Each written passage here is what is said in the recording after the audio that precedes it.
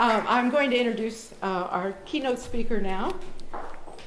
The title of tonight's keynote address, The History of the Eclectic Medical Institute and Eclecticism Through an Analysis of its Student Records. Our speaker is John S. Haller, Jr., Emeritus Professor of History and Medical Humanities at Southern Illinois University. He's also a former editor of Caduceus, a humanities journal for medicine and the health sciences. Dr. Haller's teaching portfolio included courses in American intellectual history, Darwin and the Darwinian world, leadership and moral responsibility, and the history of medicine. Author of 19 books, I think that's the right count, and more than 65 referred articles, he is also the author of 3 data sets on reform medical colleges, societies, and journals, and a database compiling a century of student matriculation records for the Eclectic Medical Institute of Cincinnati, available on the website of the Lloyd Library and Museum. Before retiring in 2008, Dr. Haller served for 18 years as Vice President for Academic Affairs for Southern Illinois University. I'm going to name just the title of just a couple of his books that have some interest for this symposium. Medical Protestants, The Eclectics in American Medicine, 1825 to 1939, and a profile in alternative medicine, The Eclectic Medical Institute of Cincinnati, 1845 to 1942. However, for some reason, his most popular book in its third printing continues to be The Physician and Sexuality in Victorian America. It's a distinct honor and an immense pleasure to introduce and welcome John S. Haller, Jr.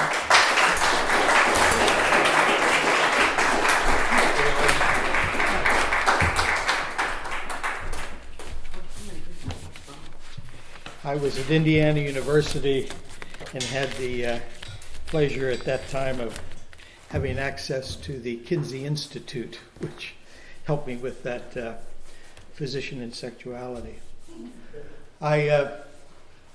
Just before I start, I'd like to just sort of indicate that my first knowledge of the eclectics began back in the early 1980s when I was at Cal State Long Beach and happened to be in a bookstore called Acres of Books in Long Beach, which had a volume on the eclectics from the Eclectic Medical Journal. Didn't know anything about it and bought the book, and it wasn't until probably 10 years later that I got into it again and found the Lloyd Library, and with it I found Ed and began writing about the eclectics, and from there I moved on to other things. Well, let me talk a little bit about this wonderful institute. The Eclectic Medical Institute of Cincinnati, which is better known as Old EMI and sometimes referred to as the Mecca of medical eclecticism, was the most renowned of 55 eclectic medical schools established in the United States during the 19th and early 20th centuries. The term eclectic was defined by naturalist Constantine Rafinesque as that system of healing whose physicians were willing to employ whatever means to be found to be beneficial to their patients. In other words, the eclectics showed a willingness to draw from therapeutic practices across the different schools of medical theory, believing that elements of truth were likely to be found in all. And this eclecticism was not just in America, it was also found elsewhere. And one of the most important areas of eclecticism was in France, with not only Victor Cousin, the philosopher, but also with the Paris Clinical School, and they benefited from the discovery of the stethoscope. And when patients were, particularly the poor, were brought into the hospitals to die, the physicians had the opportunity at that time to try to diagnose what their problems were, and if they waited 2 or 3 weeks, they could have autopsies on those same people.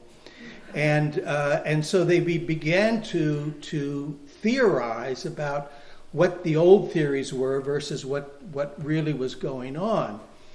And they began, for example, experimenting with, since most of these people were coming in with tuberculosis, they were checking to see how long they lived under opium treatment, under tartar emetic, under alcohol, and surprisingly enough, under nothing. And as you can imagine, the patients that lived the longest were those that were treated with nothing. And so what began there is this process of deconstructing all of these theories that had existed, the theories of temperaments and so on that had been accumulated over the centuries. And so what the French clinical school was doing, we find that also occurring in American medicine. I use the term medical Protestants specifically because it was a nation that grew as a Protestant nation, and they wanted to throw off the old orthodoxies of Europe, and that's where in fact they called themselves oftentimes the medical Protestants. Now, EMI descended from the Reformed Medical College of the city of New York and its Midwestern affiliate, the Worthington Medical College of Worthington, Ohio. And Worthington, Ohio was the first state-chartered sectarian medical school in the United States. It was founded in 1830 and but lost its charter in 1840 as the result of a resurrection riot. Now, who knows what a resurrection riot is out there? Tell us, what is a resurrection riot? People who had been buried mysteriously disappeared from their graves. Exactly. And what happened in this instance was there was a nice old lady by the name of Mrs. Cram who lived alone, and she died, and there was nobody to claim the body. And so Mrs. Cram was put in a potter's grave. And a potter's grave is open season for medical students. And so what happened was Mrs. Cram ended up in the dissecting room of Worthington Medical College. And then come her relatives who were living away, and came to find the body, and of course found an open grave. And so the townspeople got very upset and marched on the medical school, gave them 15 minutes to evacuate the building, and then set it on fire. So the medical school faculty then moved to Cincinnati, and there they started the Reformed Medical College in 1842 and received a charter from the state in 1845. I might mention one other thing about these resurrection riots. Every medical school had a janitor, and these janitors were not what you think. I mean, they were sort of like the concierge of a hotel. They knew where the best restaurants were, where the best whorehouses were for the students, where the bars were, and all of that. But they also knew where the dead bodies were, and so they were the ones that essentially communicated to the students and the faculty who had, what the newest grave was. And so students either got their material from the local potter's grave, or what they frequently did is they brought their own body with them, and they would come to medical school having resurrected a body from from where they came from, put it in a Saratoga trunk, and bring it to the school. So, until 1908, when the school's charter was changed to become a not-for-profit entity, EMI was known as a proprietary school. And a proprietary school owed its origin to the College of Medicine of Maryland, which was chartered in 1807. It was begun as a business enterprise, a corporation essentially of stockholders. It was owned principally by the faculty, and the faculty sold lecture tickets. They got income from patient referrals from former students, and they had heightened prestige because they had the right to sell the chair that they had in medicine. So it was a piece of property that they could barter over the years. The model served as the nation's growing pains through the 19th century and included both regular and sectarian schools. The existence of the proprietary school reflected essentially the status of a nation that was fiercely laissez-faire in its commercialism and heavily supportive of an open market environment, whose intellectual spokesman, the Scottish economist Adam Smith, taught that every individual should be free to make his or her choices, including the choice of a physician. And this meant that market forces, not the license or an educated pedigree, should be the determinant of a physician's, or for that matter, a school's success or failure. Now, until the rise of the research university in the latter quarter of the 19th century, medical education remained predominantly in the hands of these proprietary schools. In all, some 457 medical schools were established between 1787 and 1910. And at the time of Flexner's classic study on medical education in the United States and Canada, there were 155 operating medical schools, and of that number, 60 of them were university-based, and the remainder, 95, were proprietary, and that's important. So between 1842 and the last class, which graduated in 1939, a period of 97 years, EMI matriculated over 14,000 students, including 440 women, and graduated 4,668 with the degree of a Doctor of Medicine. The trustees held the charter until 1942, when, through an arrangement with the AMA, they relinquished the charter in exchange for EMI's graduates being allowed to serve as commissioned officers in the Army Medical Corps. Now, EMI's student matriculation records provide a window, it's a fascinating window, into the changing character of that school.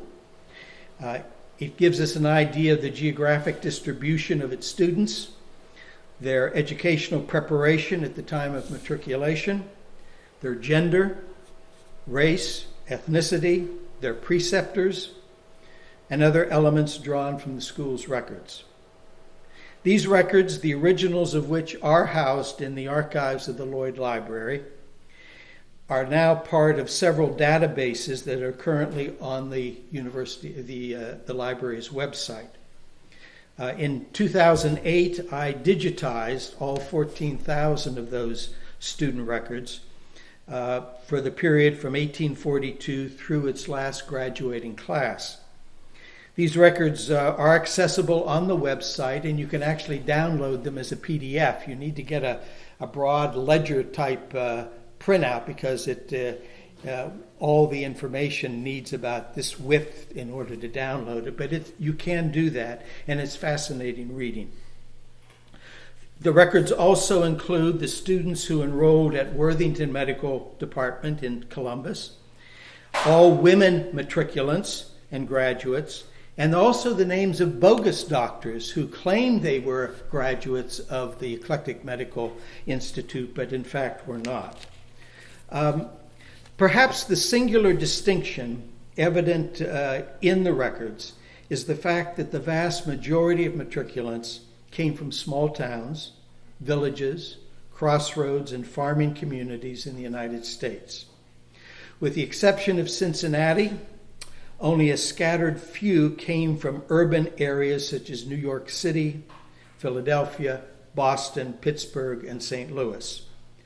There were a scattering of students from Canada, Nova Scotia, Jamaica, England, Ireland, Australia, and Germany, but this element disappeared in the second half of the 19th century. Over time, the states from which the students originated tended to narrow rather than expand, a clear sign of the school's declining reputation, and the decline as well in the importance of its sectarian philosophy. By the early 20th century, the school's students were drawn almost exclusively from the nearby states of Ohio, Indiana, Illinois, West Virginia, and Kentucky.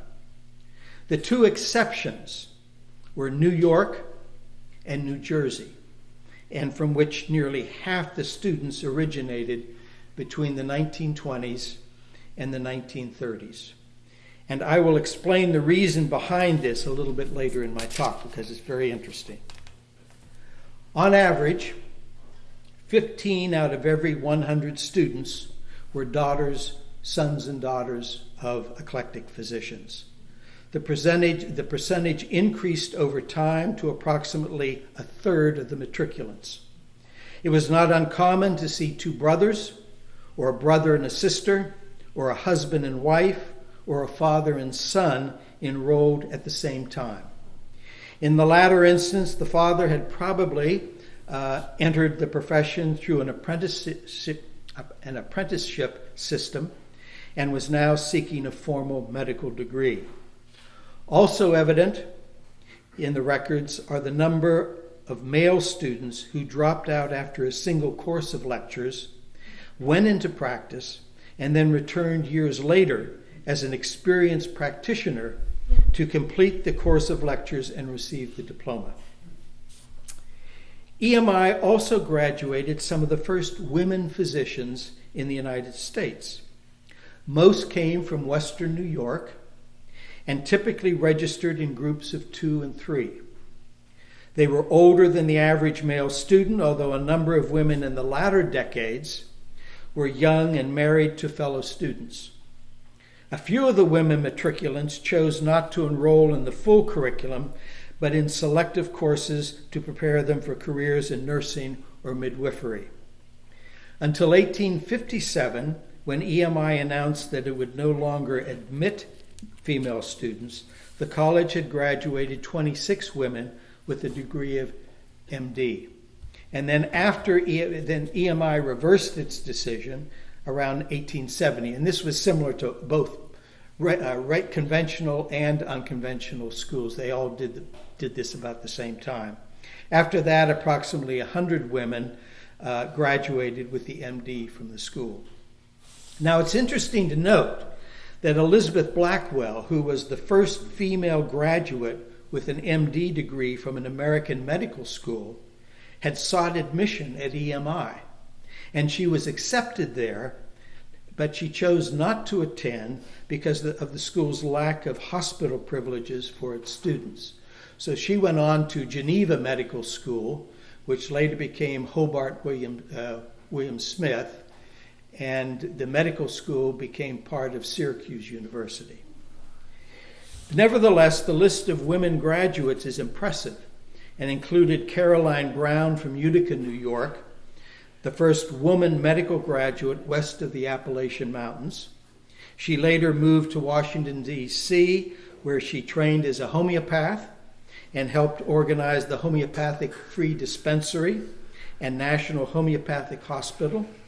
And in 1873, she became president of the National American Women's Suffrage Association. There is also evidence that EMI graduated some of the first African American physicians in the United States. John Uri Lloyd, one of the early patrons of and teachers at the school, said as much in a letter to Booker T. Washington in 1900. Now, we don't have the letter that that Lloyd sent to Booker T. Washington, but we do have Washington's return response. And so what I did was I tried to go into the files and see who these people might be. He identified 3 individuals.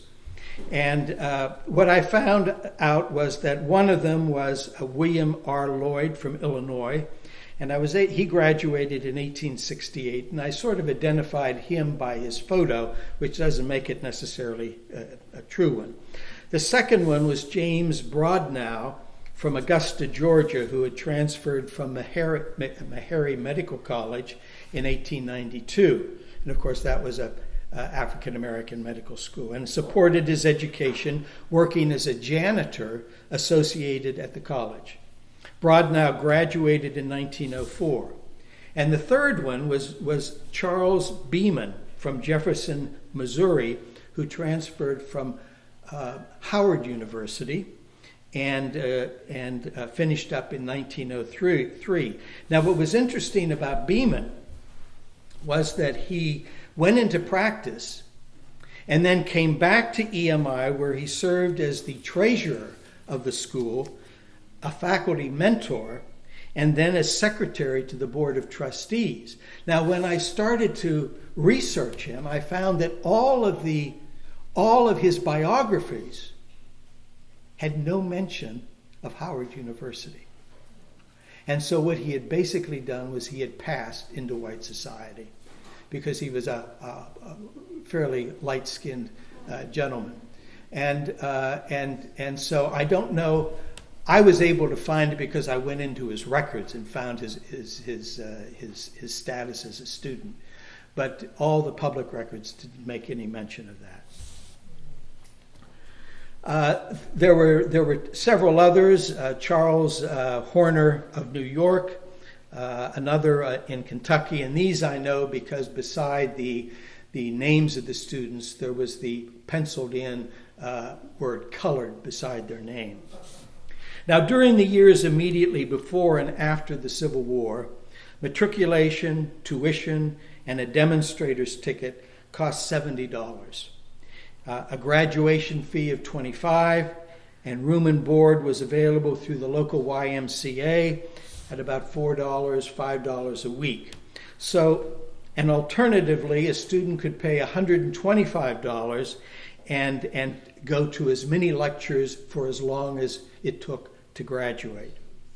From 1845 to the 1880s, requirements for graduation at most schools included 3 years of apprenticeship with 2 sessions of lectures, or 4 years of apprenticeship with only 1 course of a lecture.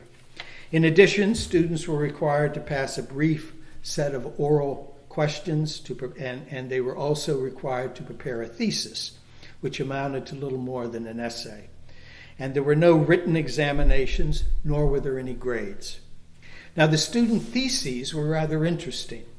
The topics, in order of their popularity, were remittent and intermittent fevers, typhoid fever, diphtheria, gastritis, pneumonia, and inflammation. And one suspects that these topics were also popular at other medical schools as well. But in addition to that, the thesis topics that were specific to EMI and perhaps other eclectic schools included the mental influence on disease, the importance of specific medication, animal magnetism as late as the 1890s, and the body-mind relationship. And a lot of that is due to John Scudder, who was himself a Swedenborgian. And if you know anything about the New Church or the Church of the New Jerusalem, you know that Swedenborg was a mystic. And I've identified 3 of the faculty at EMI who were Swedenborgians. And one of their students was James Tyler Kent, who had one of the most influential was most influential on homeopathy in the late 19th and early 20th century, and he and his wife both were Swedenborgians, and he started out that way when he was at EMI as a student. So that's an interesting phase of eclectic medicine as it migrates into homeopathy.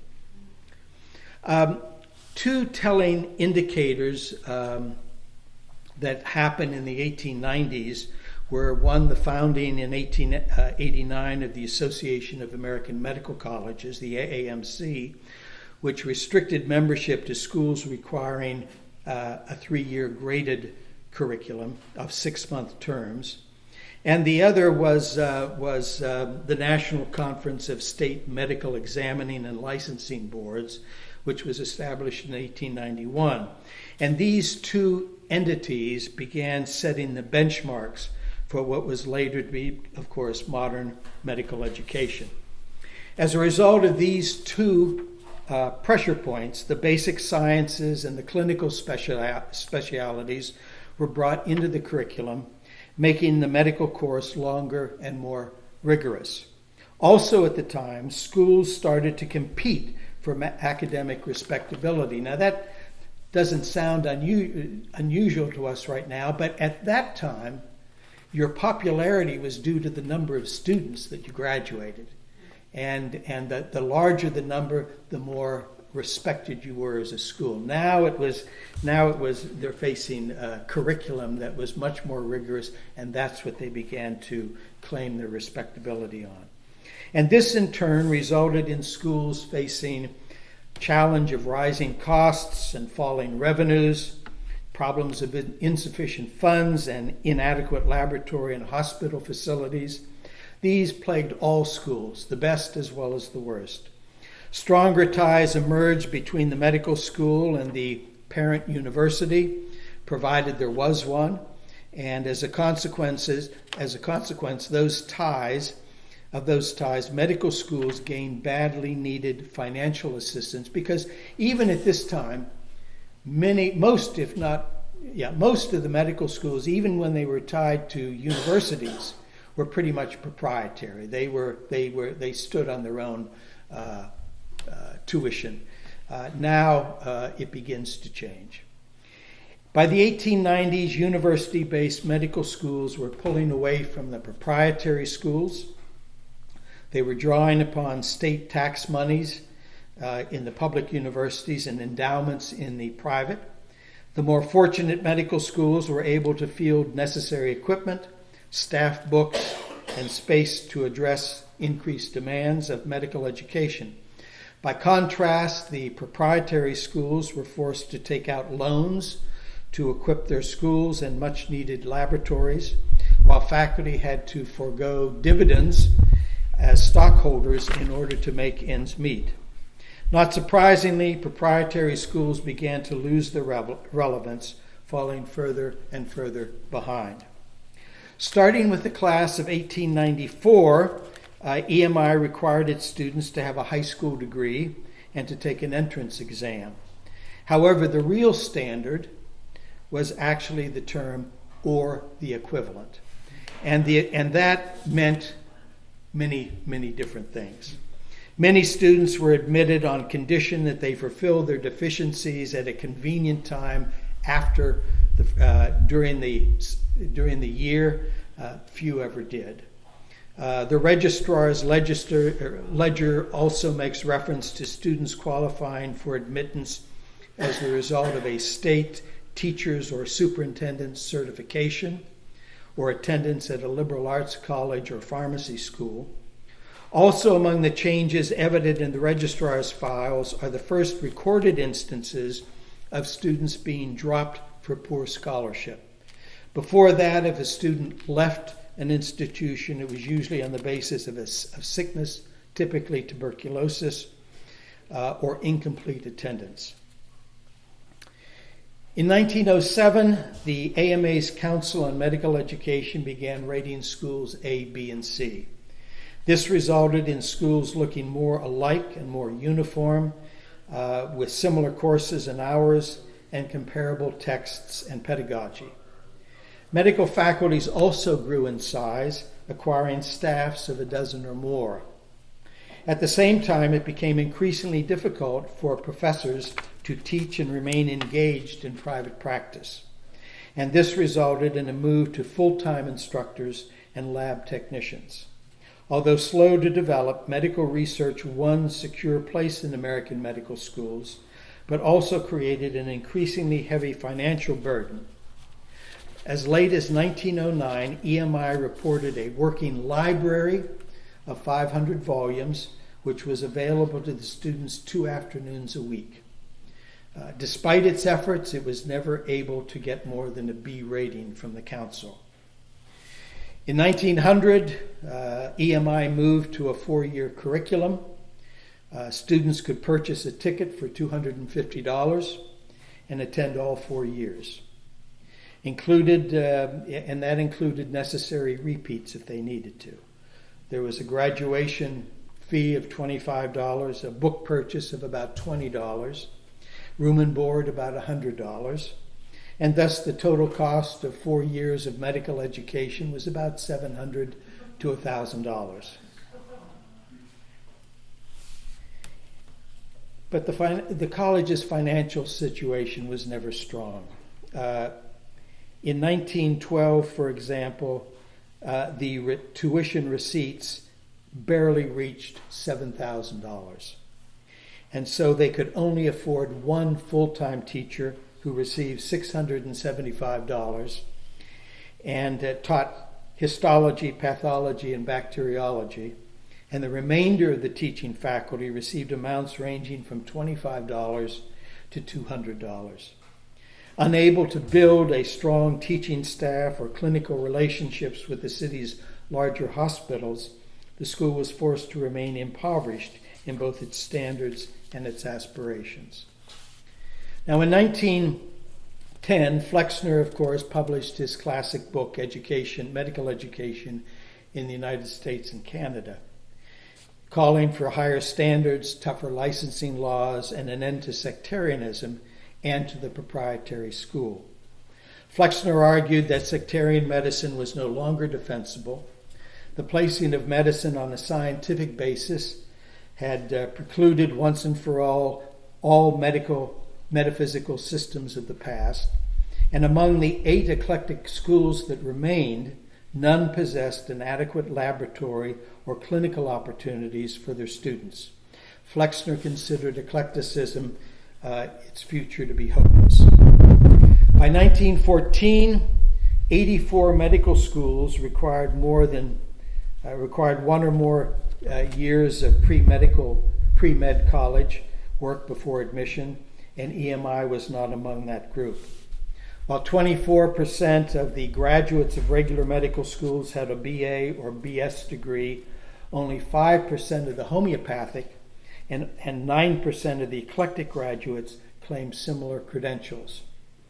This percentage was even smaller for EMI, which was still admitting students with only 15 units from an accredited high school and no obligatory pre-medical courses. Not until 1920 were students required to produce both a high school certificate and proof of some pre-medical education.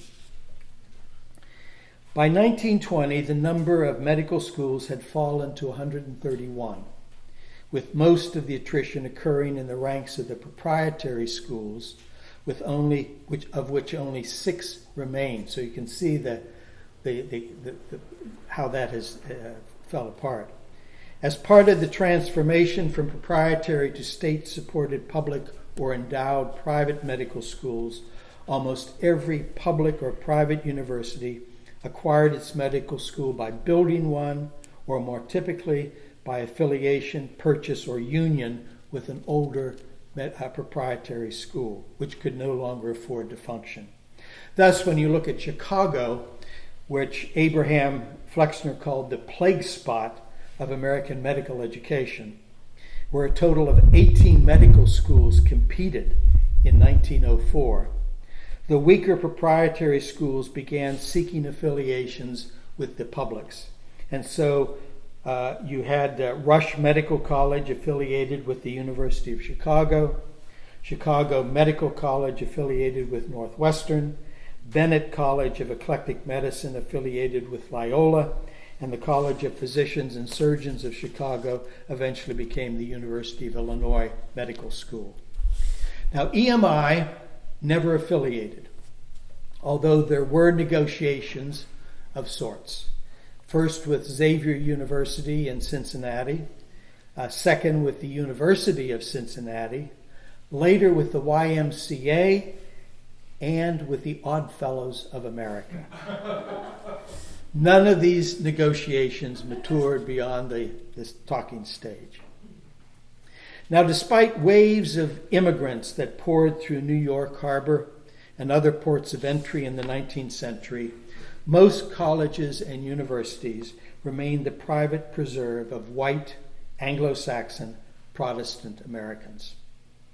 By the early 20th century, however, academic administrators were voicing alarm at the changing ethnic and religious composition of student applicants. As New York's newest immigrant population took advantage of the secondary school system and low college tuition, the universities were inundated with matriculants, many of whom were Orthodox Jews from Southern and Eastern Europe. Ivy schools like Harvard and Princeton and Yale excluded Jews altogether.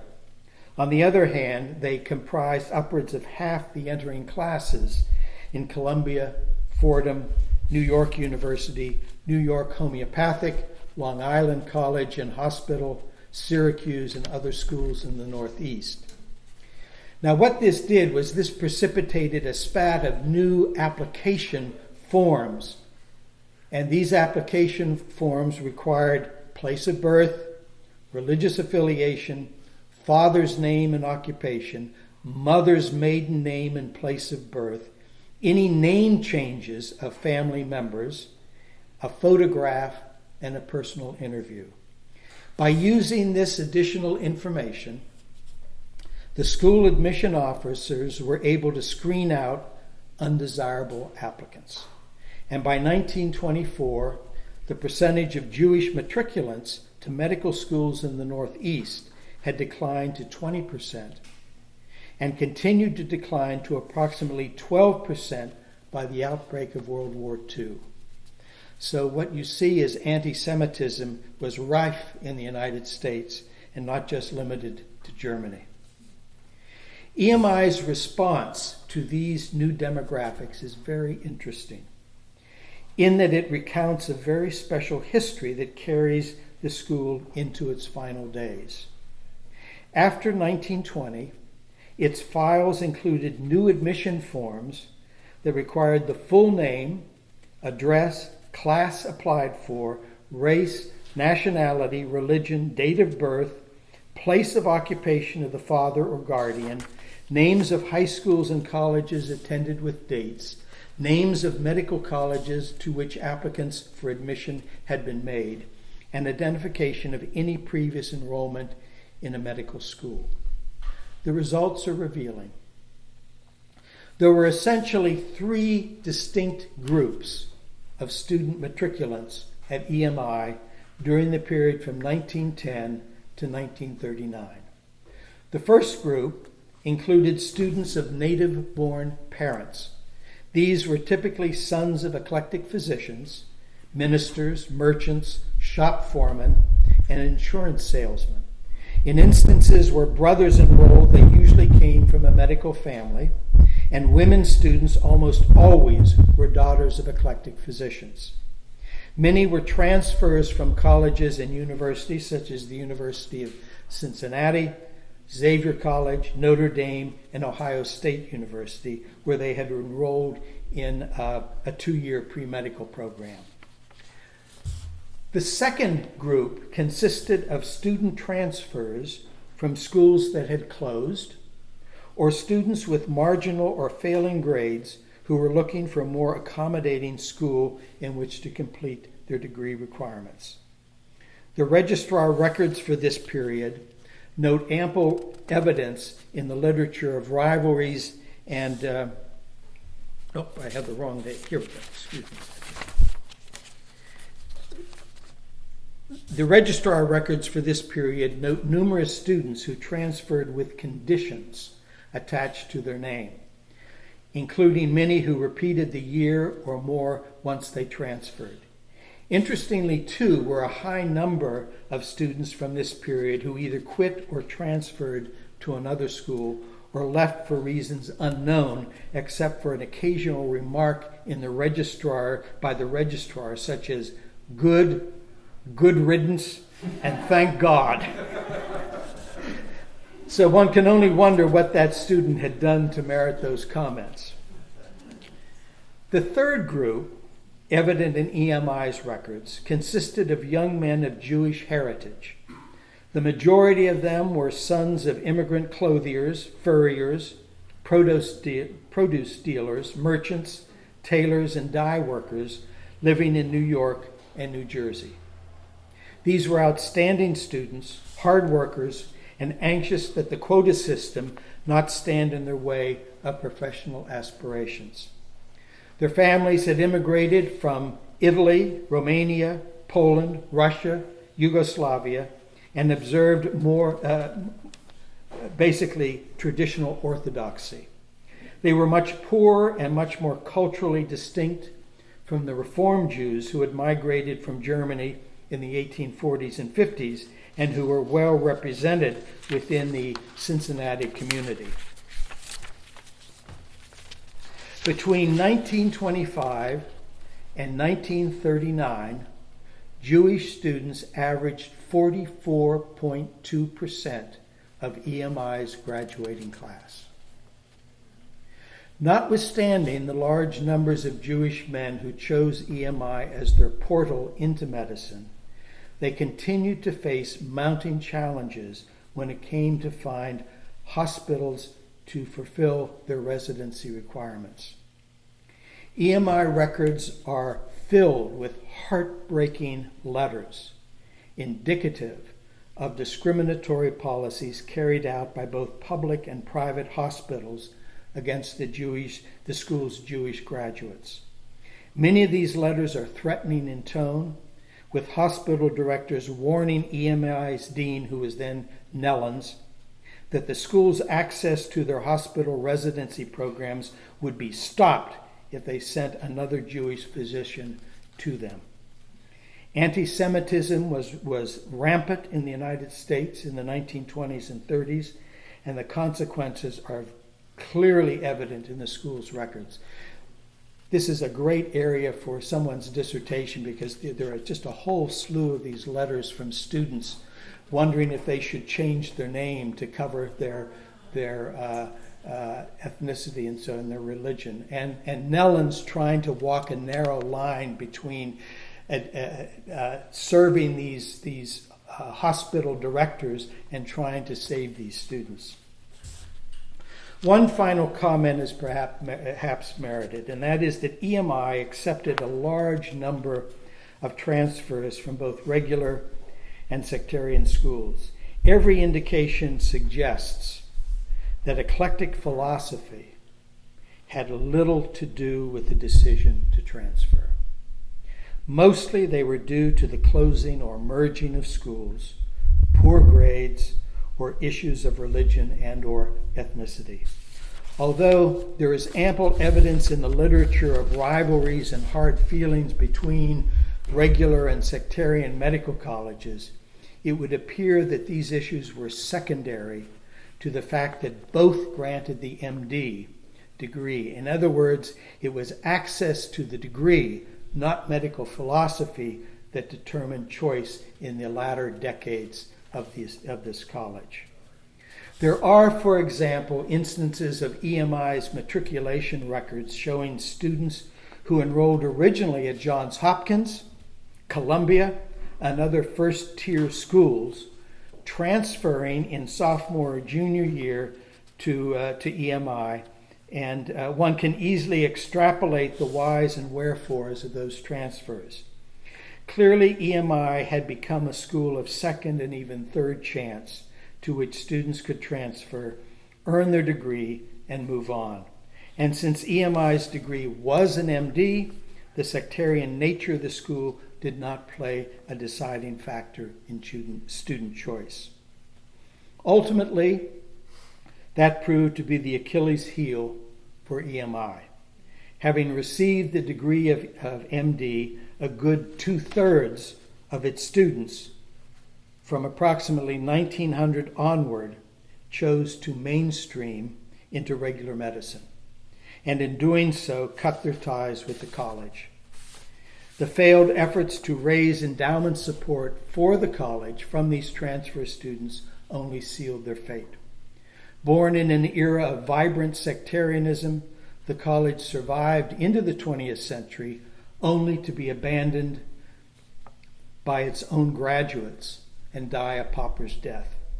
In its final years, the college faced an uncertain future by backfilling its shrinking numbers of believers with marginal students and young Jewish men anxious to enter the profession by steering clear of the restrictive quotas in Eastern schools.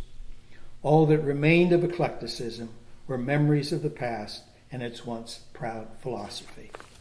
Thank you.